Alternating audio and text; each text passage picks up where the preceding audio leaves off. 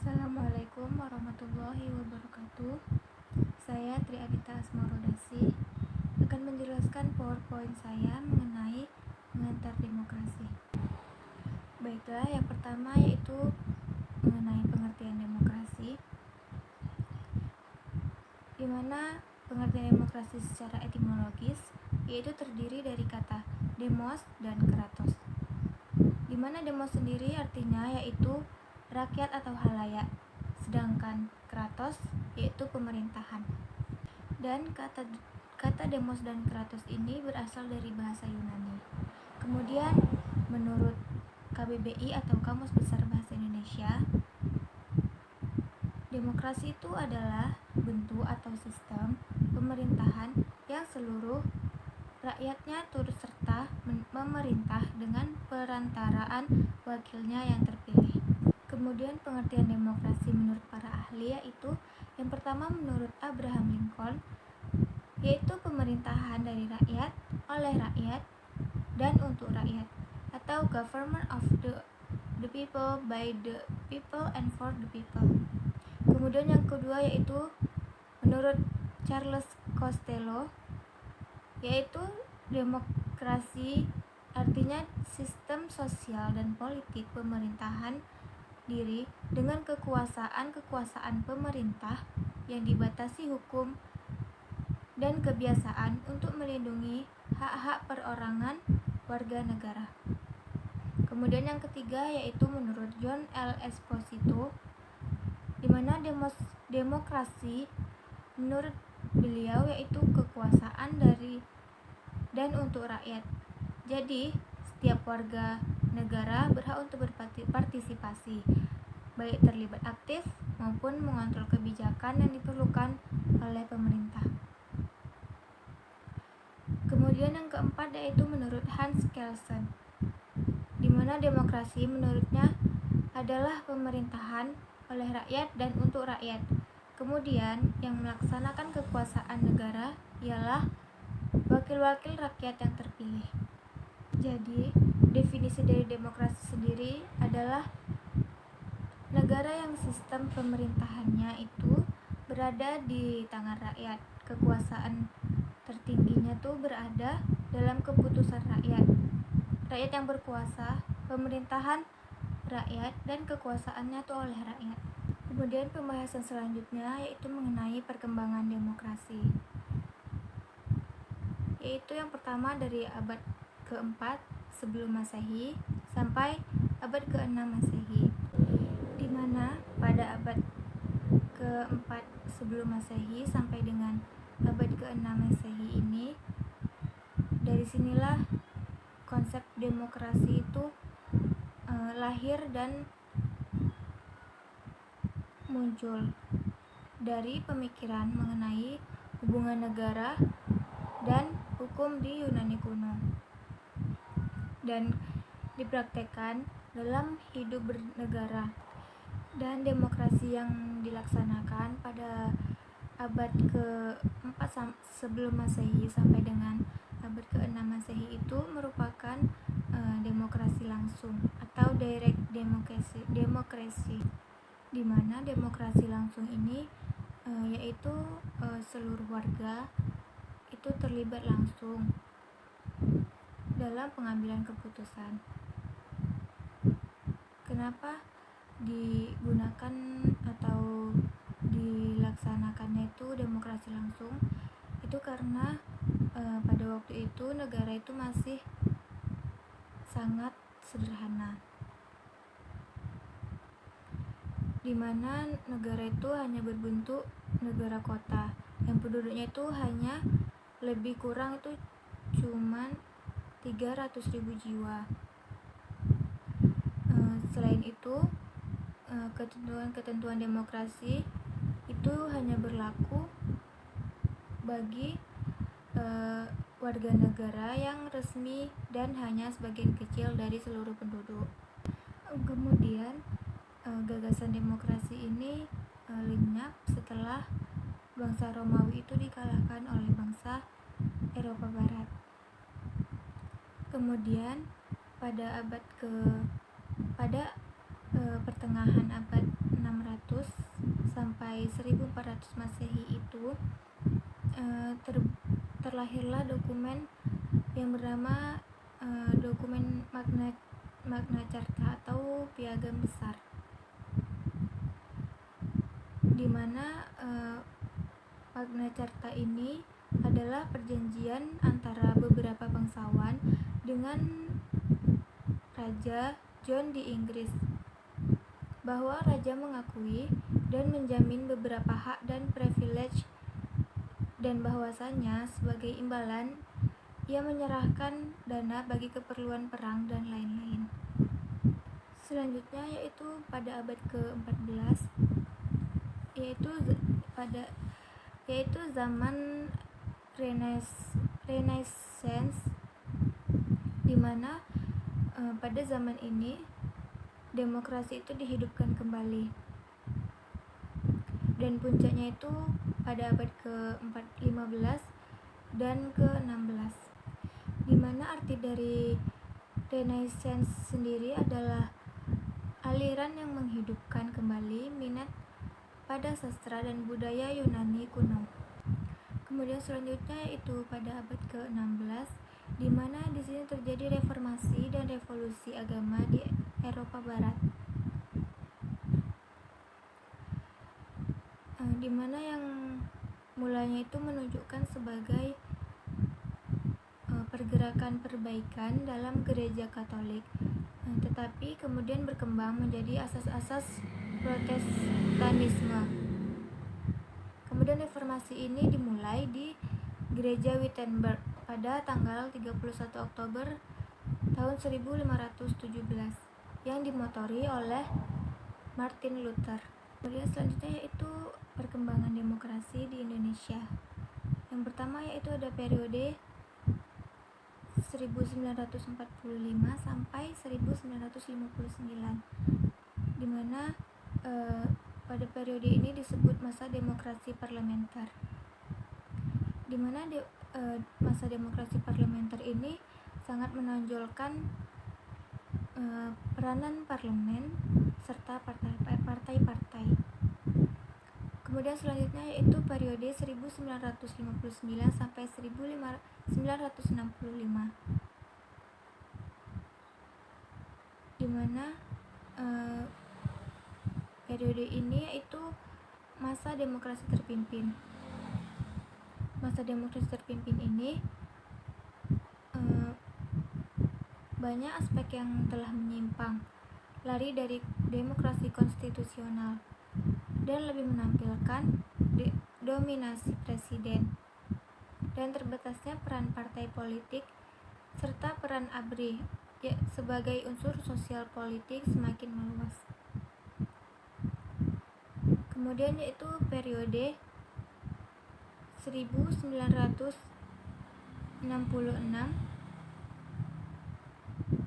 sampai 1998, yang mana yaitu masa demokrasi Pancasila era Orde Baru.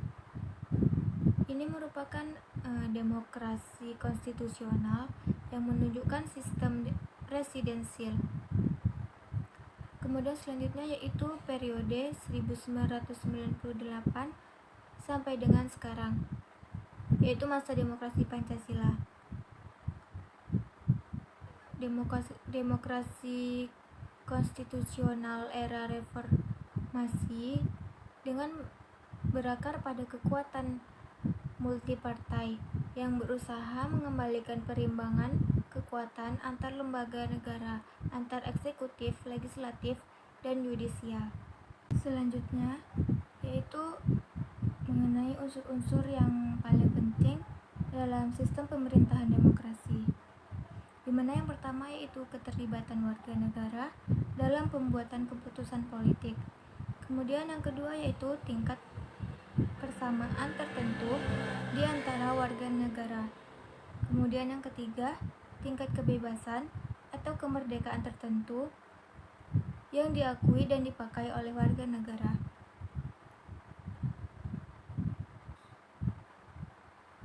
Kemudian yang keempat, suatu sistem perwakilan. Yang terakhir yaitu suatu sistem pemilihan kekuasaan mayoritas. Kemudian pembahasan selanjutnya yaitu mengenai reformasi politik dan demokratisasi di Indonesia. Yaitu yang pertama yaitu Presiden Habibie mengemban tugas untuk mempersiapkan pemilu, menyusun berbagai undang-undang, di mana diantaranya yaitu undang-undang partai politik, undang-undang pemilu, undang-undang susunan, dan kedudukan MPR, DPR, dan DPRD. Kemudian yang kedua yaitu terjadi penghapusan dui fungsi ABRI atau sekarang yang disebut TNI, di mana penghapusan yang dilakukan yaitu penghapusan fungsi sosial politik, sehingga TNI hanya mengemban fungsi pertahanan saja. Kemudian selanjutnya yaitu terjadi amandemen Undang-Undang 1945 dalam 4 tahap selama tahun 1999 sampai dengan 2002. Selanjutnya membahas tentang bentuk-bentuk demokrasi, di mana secara umum bentuk-bentuk demokrasi itu ada dua, demokrasi langsung dan demokrasi perwakilan. Demokrasi langsung sendiri yaitu setiap rakyat itu berhak memberikan aspirasi melalui pendapat atau suara dalam menentukan sebuah keputusan. Sedangkan demokrasi perwakilan ini yaitu seluruh rakyat itu memberikan pendapat melalui pemilihan umum dalam memilih wakil rakyat. Kemudian setelah terpilih, wakil rakyat tersebut itu mengutarakan aspirasi rakyatnya dalam mengatasi permasalahan negara. Pembahasan selanjutnya mengenai jenis-jenis demokrasi yang ada di seluruh dunia. Yang pertama yaitu demokrasi langsung. Demokrasi langsung ini seperti yang dijelaskan tadi, yaitu rakyatnya dapat memilih atau mengutarakan pendapatnya itu secara langsung. Kemudian yang kedua yaitu demokrasi tak langsung, di mana pada demokrasi tak langsung ini rakyatnya itu dapat memilih anggota parlemen atau kepala negara atau kepala daerah itu secara dengan pemilihan, bukan dilakukan secara langsung. Contoh dari demokrasi tak langsung itu yaitu negara dari Amerika Serikat. Kemudian selanjutnya yaitu demokrasi presidensial, di mana demokrasi ini presiden itu memiliki sejumlah besar kekuasaannya atas pemerintahannya. Jadi presidennya ini dipilih secara langsung dan tidak langsung oleh warga negaranya. Contohnya yaitu di demokrasi presidensial itu digunakan di Argentina. Kemudian selanjutnya demokrasi parlementer, di mana demokrasi ini kedudukan lembaga legislatif itu lebih kuat. Jadi lembaga legislatif ini mendapat legitimasi demokrasi hanya dari legislatif, yaitu parlemen. Kemudian legislatif ini memilih kepala pemerintahan atau yaitu Perdana Menteri, dan mencopot Perdana Menteri ini dengan memberikan mosi tidak percaya. Contoh negara yang menggunakan demokrasi parlementer ini yaitu negara Inggris.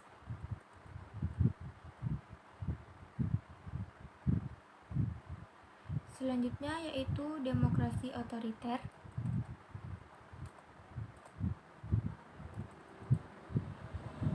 Demokrasi otoriter ini terjadi hanya saat elit yang merupakan bagian dari proses parlementer, individu-individu tertentu diizinkan memilih kandidat, tetapi orang biasa tidak dapat.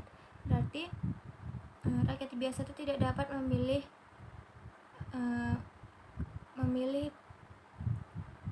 pimpinan negaranya. Contohnya negara yang menggunakan demokrasi otoriter yaitu Rusia.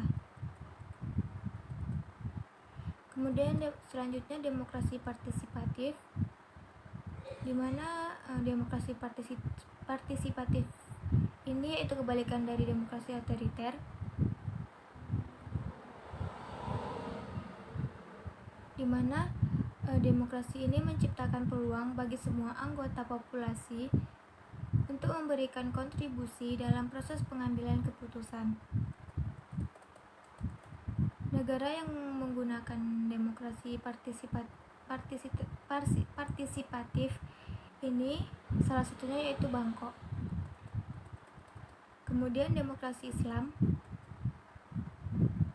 di mana demokrasi ini berupaya menerapkan hukum Islam ke dalam kebijakan publik dengan tetap mempertahankan kerangka demokrasinya.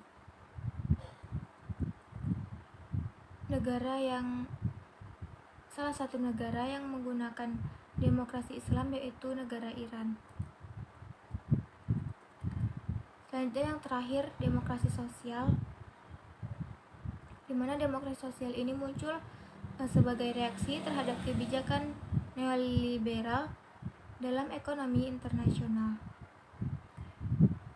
Demokrasi sosial sendiri bertujuan untuk memberdayakan negara atas pasar neoliberal.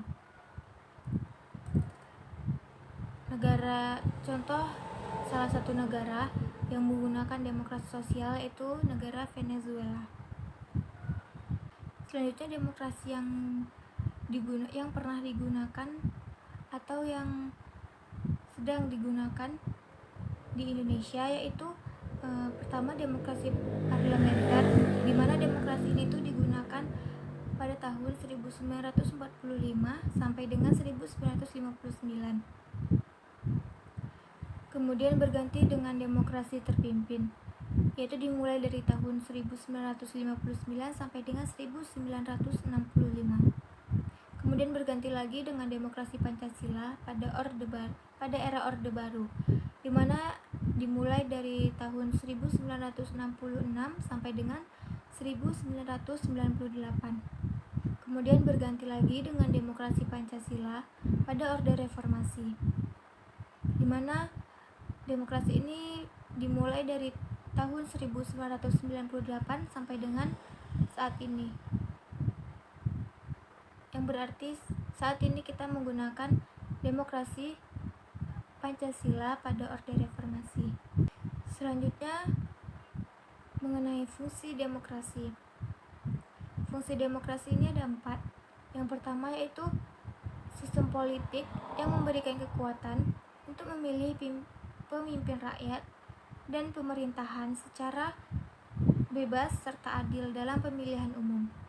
Kemudian yang kedua yaitu memberikan kebebasan bagi individu sebagai warga negara untuk dapat aktif berpartisipasi di dalam politik dan sebagai warga. Kemudian yang ketiga, memberikan perlindungan kepada hak asasi pada warga negara. Dan yang terakhir, yaitu menghasilkan sebuah aturan yang berlaku kepada semua warga negara tanpa ada pandang bulu. Kemudian yang terakhir mengenai prinsip-prinsip demokrasi. Prinsip demokrasi yang pertama yaitu kedaulatan rakyat. Yang kedua, pemerintahan berdasarkan persetujuan dari yang diperintah. Kemudian yang ketiga, kekuasaan mayoritas. Yang keempat, hak-hak minoritas. Yang kelima, jaminan hak asasi manusia. Kemudian yang keenam, pemilihan yang bebas dan jujur. Selanjutnya yang ketujuh, persamaan di depan hukum. Yang kedelapan, proses hukum yang wajar. Yang kesembilan, pembatasan pemerintah secara konstitusional. Kemudian yang ke-10, pluralisme sosial, ekonomi, dan politik. Dan yang ke-11, nilai-nilai toleransi, pragmatisme, kerjasama, dan mufakat. Sekian yang dapat saya jelaskan dari PowerPoint yang sudah saya buat. Bila ada kesalahan, saya mohon maaf. Wassalamualaikum warahmatullahi wabarakatuh.